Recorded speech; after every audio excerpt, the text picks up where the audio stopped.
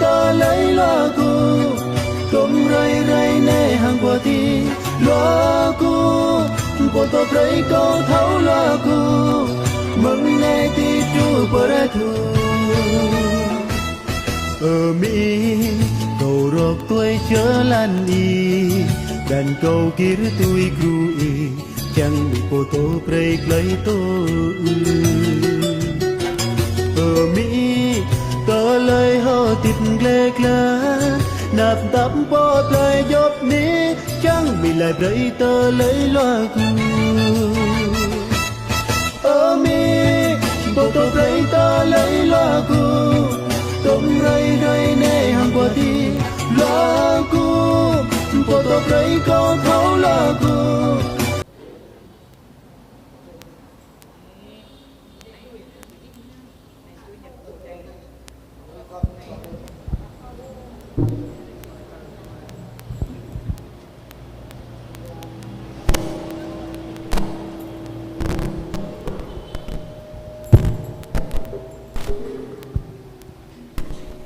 Xin kính chào cộng đoàn.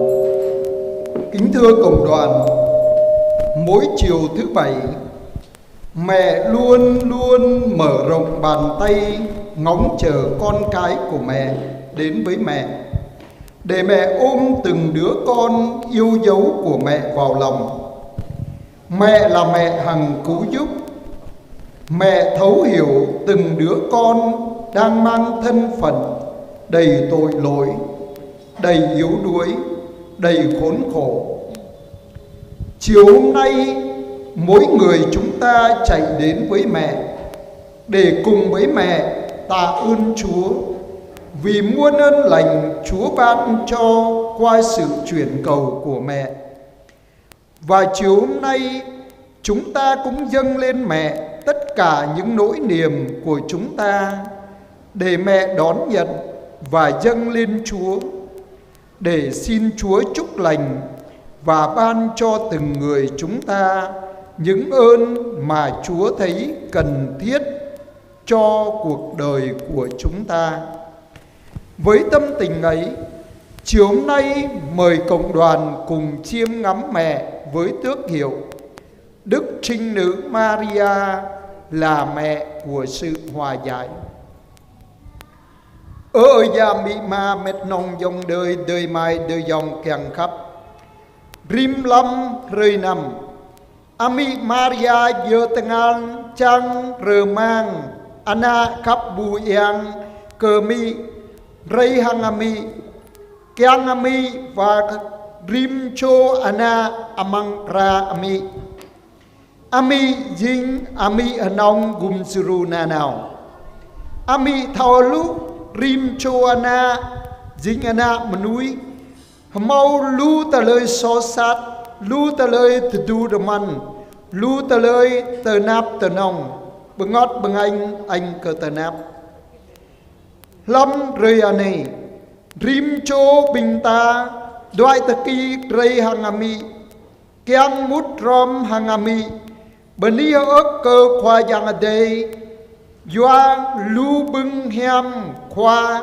ở đây rơi mừng ami giàu lại rơi hang lâm ane bình ta bây giờ abi dum ta lời ano amang ta kiang khoa đây bờ pu hang rơi krim cho bình ta bưng mừng khoa đây lăng yom bưng hem rơi cờ bình ta amang ta lời hợp tiếp mừng pran chua nun làm này rồi câu khul lăng yom ananami Poprachi Maria Jing Ami cơ ta lời bưng bờ hèm mong anh rồi câu chua de run rây tu bác lai bưng ai rơi rim cho cơ bình ta.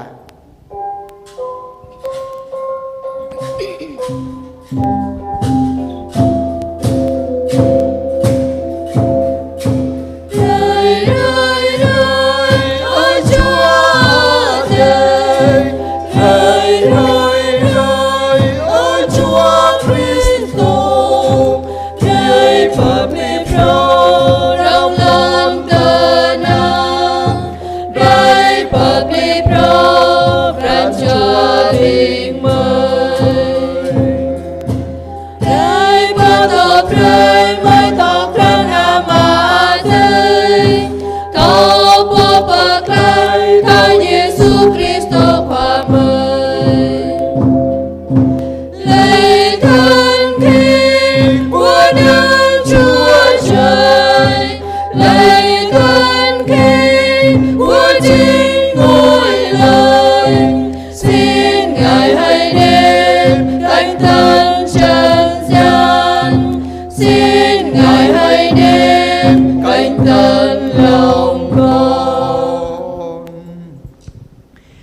Lạy Chúa, Chúa vì yêu thương, Chúa đã đến trần gian mang thân phận con người như chúng con nơi cung lòng của mẹ Maria.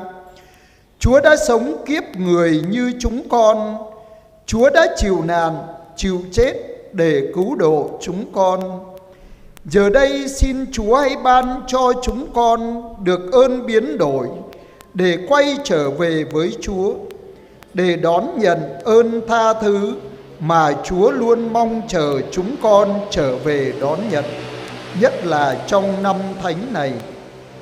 Chúng con cầu xin nhờ Đức Giêsu Kitô Chúa chúng con. Amen. Và giờ đây chúng ta hát ca khen mẹ.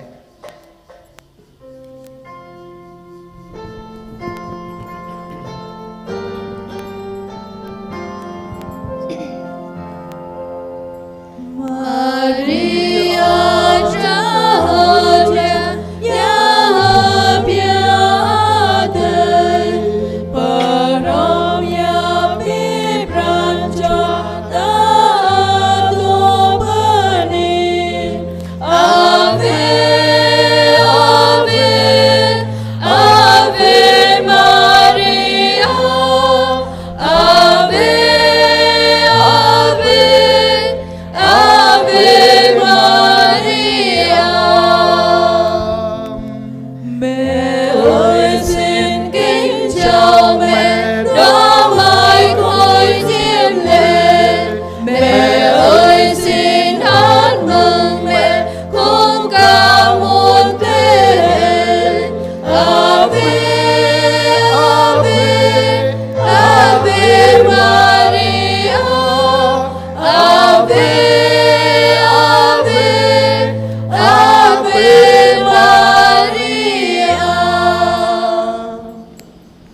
Xin cộng đoàn lắng nghe lời Chúa.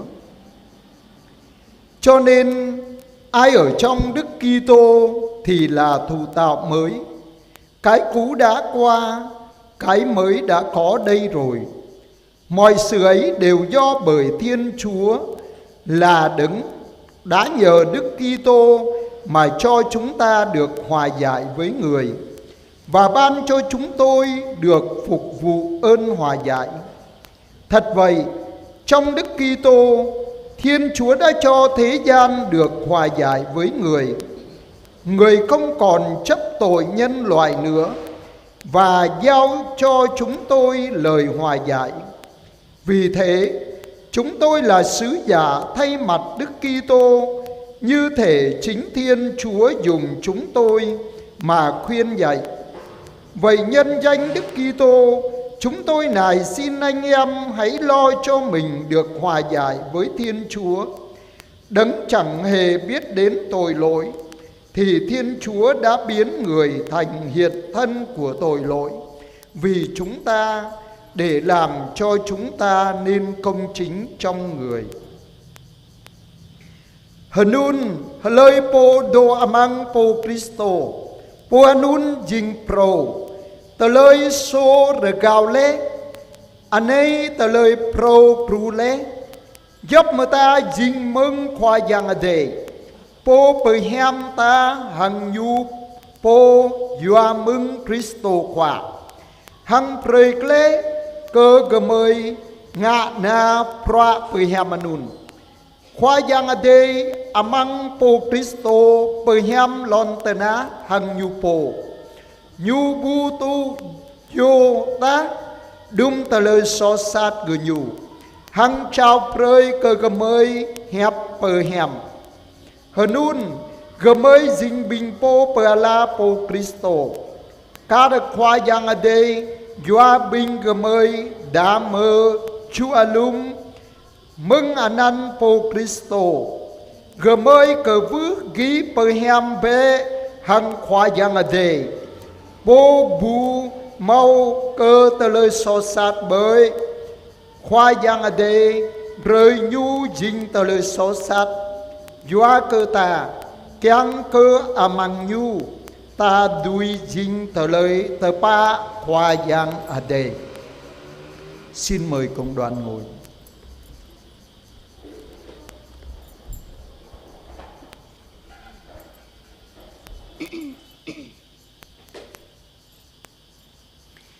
Kính thưa cộng đoàn, Đức Maria là trung gian nối kết giữa trời và đất, giữa Thiên Chúa và con người. Từ khi Adam, Eva phạm tội ăn quả trái cấm, mối liên kết tâm giao giữa Thiên Chúa và con người bị gián đoạn.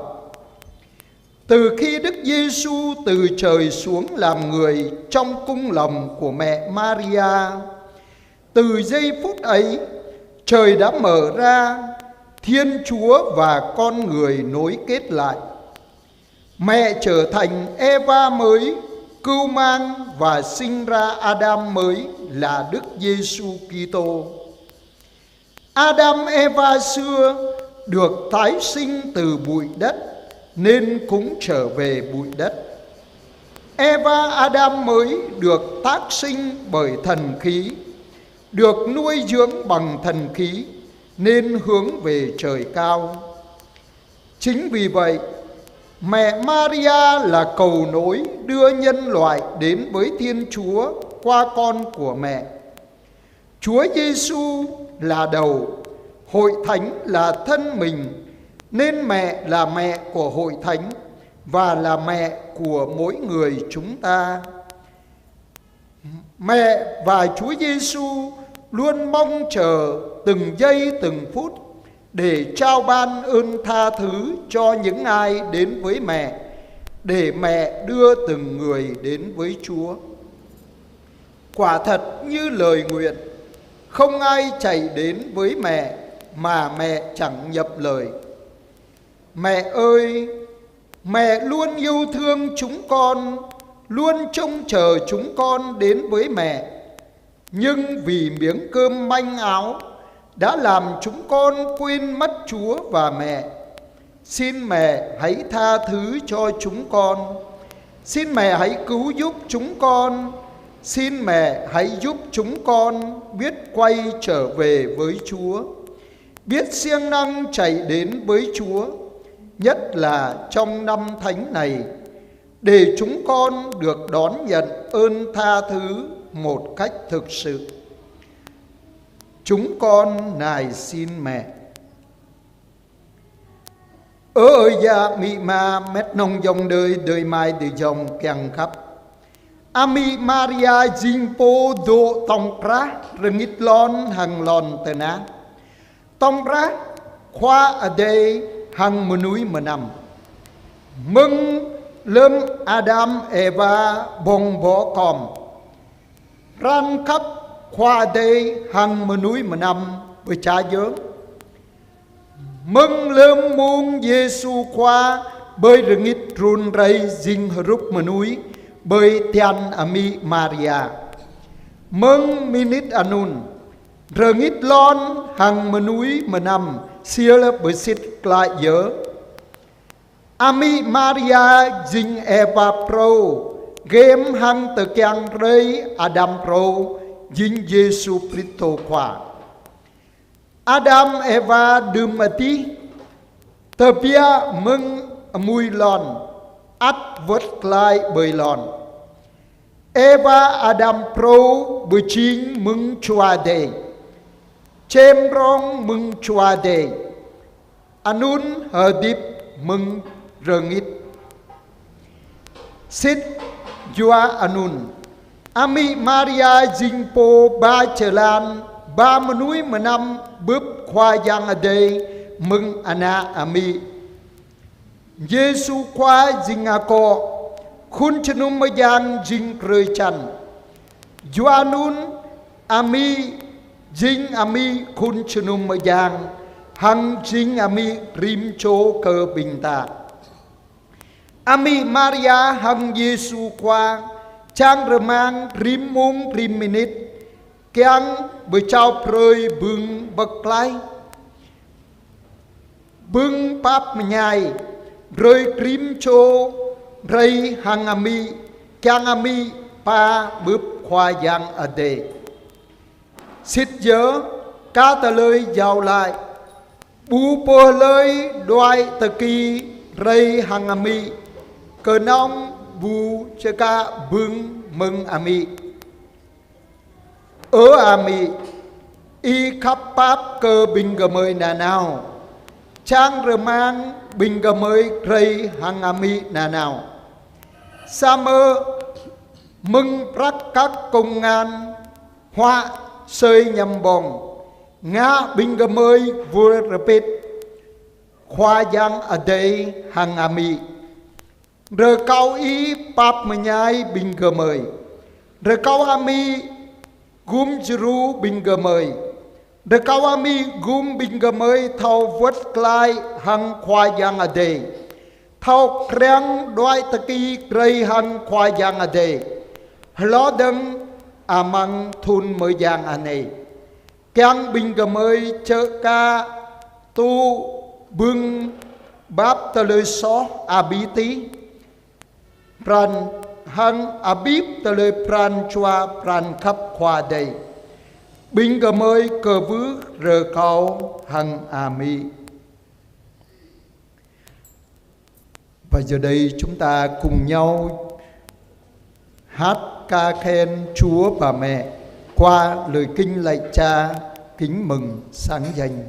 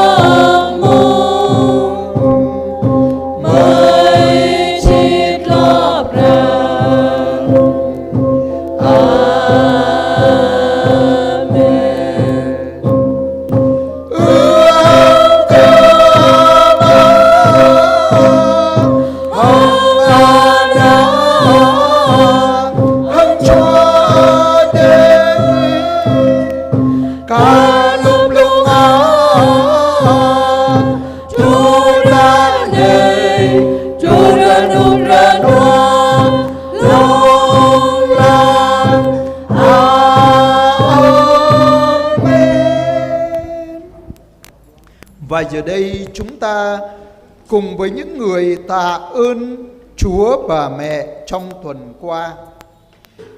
4 người xin tạ ơn vì thêm lòng kính mến Chúa và Đức Mẹ. 2 người xin tạ ơn vì biết vâng theo thánh ý Chúa.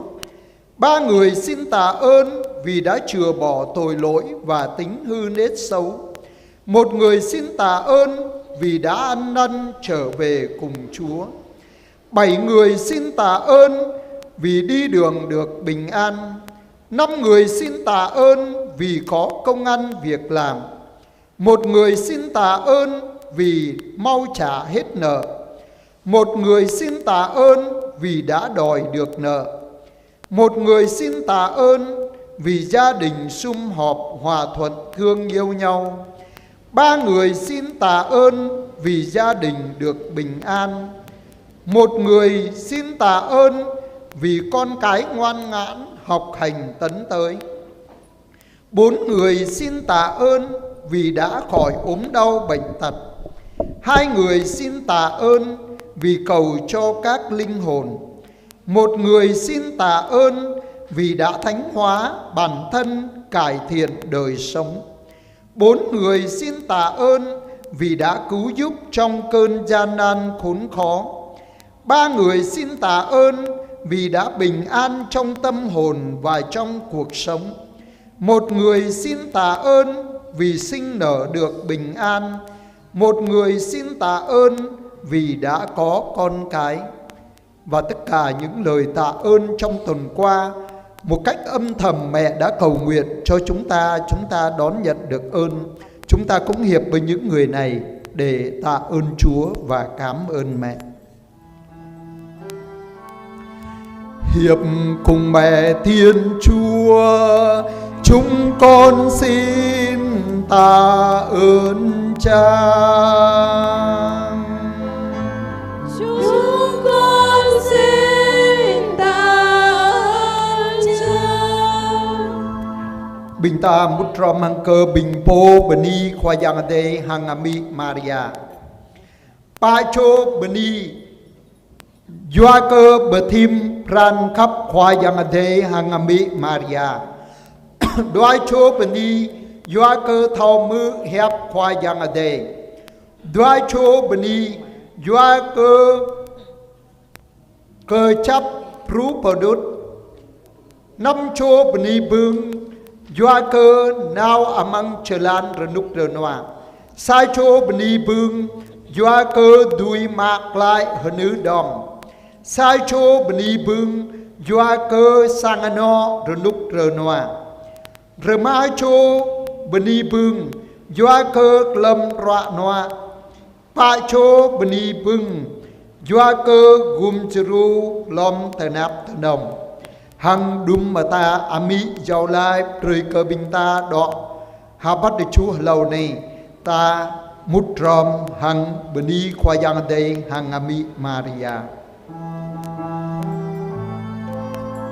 Hiệp cùng mẹ Thiên Chúa, chúng con xin tạ ơn Cha.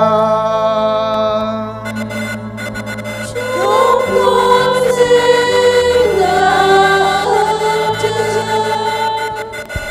Và giờ đây chúng ta cùng với những người xin ơn mẹ trong tuần tới này. 10 người xin thêm lòng kính mến Chúa và Đức Mẹ. 8 người xin biết vâng theo thánh ý Chúa. 11 người xin chừa bỏ tội lỗi và tính hư nết xấu. 7 người xin ăn năn trở về cùng Chúa. 6 người xin ơn bền đỗ đến cùng.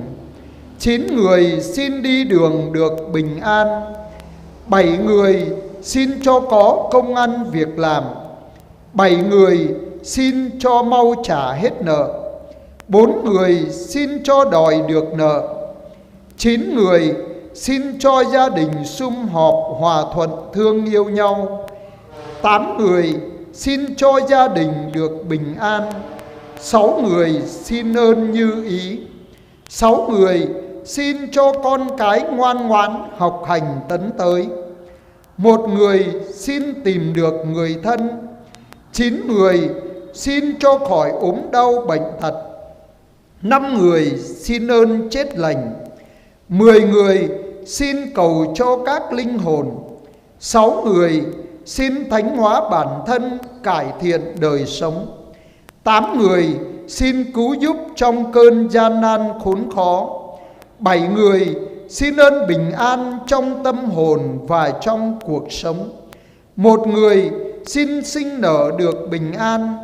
2 người xin cho có con cái. 3 người xin tìm thấy của cải. Và tất cả những tâm tình mà chúng ta muốn mẹ cầu xin cho chúng ta trong tuần tới này, chúng ta cũng hiệp với những người này để cầu xin mẹ chuyển cầu. Nhờ lời Đức Mẹ chuyên cầu, xin Chúa nhậm lời chúng con. Xin Chúa nhậm lời chúng con. Bình ta mút rom hăng cơ bình po cơ vứ rờ cầu Ami Maria giàu lai vắt đời chú từ đời này.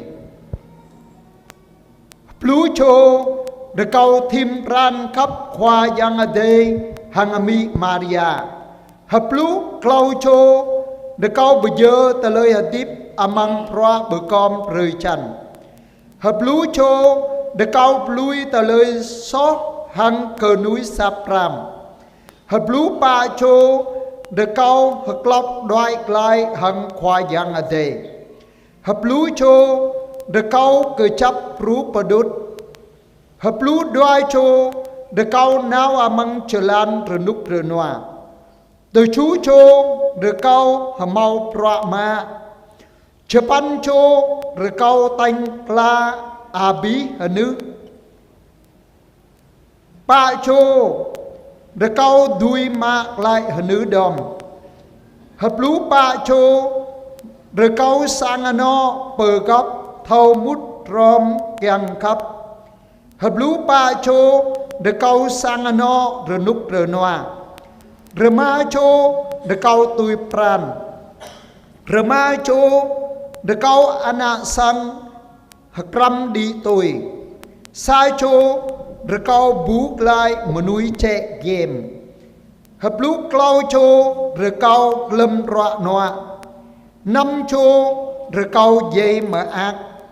Từ chú chô rờ cao giao lại rơi bình bằng át chòa. 5 chô rờ cao bờ chí rơi bố bập lý ta lời hợp điệp. Hợp lúc sai chô rờ cao gùm chru lâm tờ nạp tờ nông. Clau chô rờ cao rờ núc rờ noa amang pran hang amang ta lời hạt điệp. Sai chô rờ cao ta kèng hèm. Đoai chô rờ cao hầm mau ana ba. Sai chô rờ cao ép bú công ngàn. Hằng đúng ta lời đọ mang lâm ta kèng Ami Maria giàu lai rơi cơ bình ta vắt để chú phần áp này. Ta mút ra mang cơ bình pôn cơ vứ rờ cao này rờ cao Ami giàu lại rơi. Nhờ lời Đức Mẹ chuyên cầu, xin Chúa nhậm lời chúng con. Xin Chúa nhậm lời chúng con. Và giờ đây với tâm tình con thảo, chúng ta cùng dâng lên mẹ đóa hoa tươi cùng đóa hoa lòng của chúng ta để xin mẹ đón nhận và chúc lành cho chúng ta.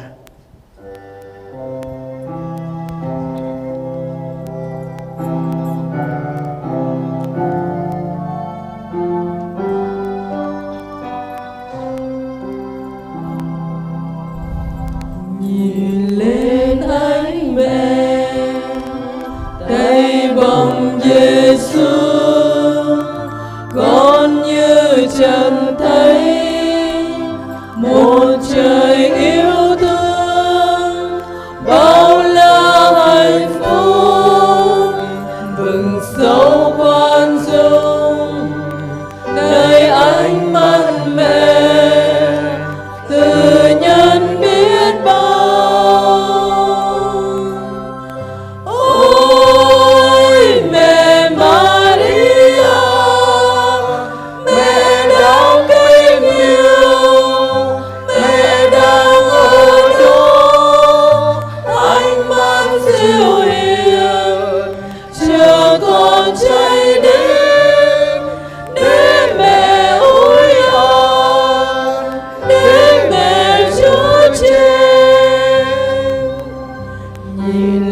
bên anh mẹ hằng cứu dương như nghe mẹ nói mẹ là mẹ con sao con chẳng nhớ dù con ra sao mẹ vẫn yêu con mẹ sẽ cứu con.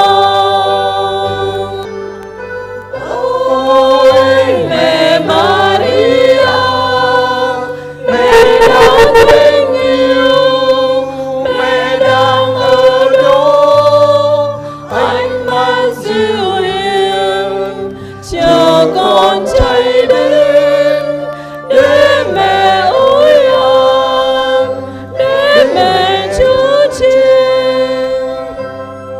Đời con có mẹ thật là diễm phúc bao nhiêu họa phúc được mẹ quan tâm lo toan mọi lúc ngày mai ra sao thì đã có mẹ còn lo lắng chi. Ôi mẹ Maria mẹ đáng kính yêu mẹ đang ở đó ánh mắt dịu hiền chờ con chạy đến để mẹ ôi an để mẹ chữa trị. Và giờ đây xin mời cộng đoàn quỳ chúng ta cùng đọc kinh Đức Mẹ hằng cứu giúp. Ami hanong kum juru Yesu khoa ta tư huy hoan ik lang pi amang tengan ik lang nyu bu je kanong ke anak khoa ate hang anak i duit o samakan hang abi bang menui menam klak petop kenyu po amang tadai yua ke khoa yang besin hang yua ke berani kap cekak tu le Anon menui menam ching anak ba e sin pia yêu mi tùy con biết nhập Giêsu khoa lâm chít lo prang bay cái yo parakal nhu chao pre le menui menam bing kong e pre ke e Giêsu khoa yo huy ke yo parakal amna tru te nhu doe re tập nhu po amang tengan e kenang ke e pegang alum pre Giêsu khoa anu nhớ pengat chua tanap tap ko ane tu ta ane kenang ke pra ching anae ko doe re ke bur ko e kap kum jru ami ko re le hangi ko ching anae anu nhớ pương prong prin pyak ma pre ke ko pran cho ko khap ke e pyak ma bu tho lại ta ko re hangi ta ko ke bur ko e anu nhớ ta lại e tho lại Anun ami suma reko emu nyam ko kebuh reko Maria jaji jajo ima aska ule anami nom kum juru yang kebuh besu praja bingene kena kai Anun ko kebuh reko I kapap kum juru ko nanau amang japani do anau lam yang sap le black lam mau tele so lâm bước ta lê ta náp amang ta lê tiếp hang biang ma nhu amang mung chi lop ra ami po thâu khap pap de ko I prei ka ko thâu đôi nao per I na nao ko tui good sing ta da ko trang roi nao per I hanun nga prei ka I chai mương nhap ko de ko I prei ka ko bưng yong phan na ne thâu trang yau lai hang I na nao hang mo pran cho tenang bing ka anak sang kyang cơ I mư yap kau yau lai da mư kum sru kau na nao hang prei ka kau bưng dao cứ cơ chap tru polit ami anong kum sru de kau I papu prei hiam ka kau hang yau lai prei ka kau tu ta ne hang lơm mung chip lop ra amen ami anong kum sru de kau I pai lang begang ke bung dok ram kau Penang berapa dingkun, cơ kun chunamaya, cơ lon ya con, cơ sangano con, cơ đời amai đời yong con, cơ binh ayat hang abi bang binh potana, tức nuôi cơ abi bangat chua doa hang abi pragai, ami Maria nong kum suru, de kau hijau lai kum pre cơ cầu đa, phong số po vai lam de cầu de kau i kum suru kau lâm cơ ba thọ đại nào trung pa ami Maria. Và giờ hành hương đã kết thúc. Giờ đây chúng ta chuẩn bị tâm hồn để bước vào tham dự thánh lễ. Xin cảm ơn cộng đoàn.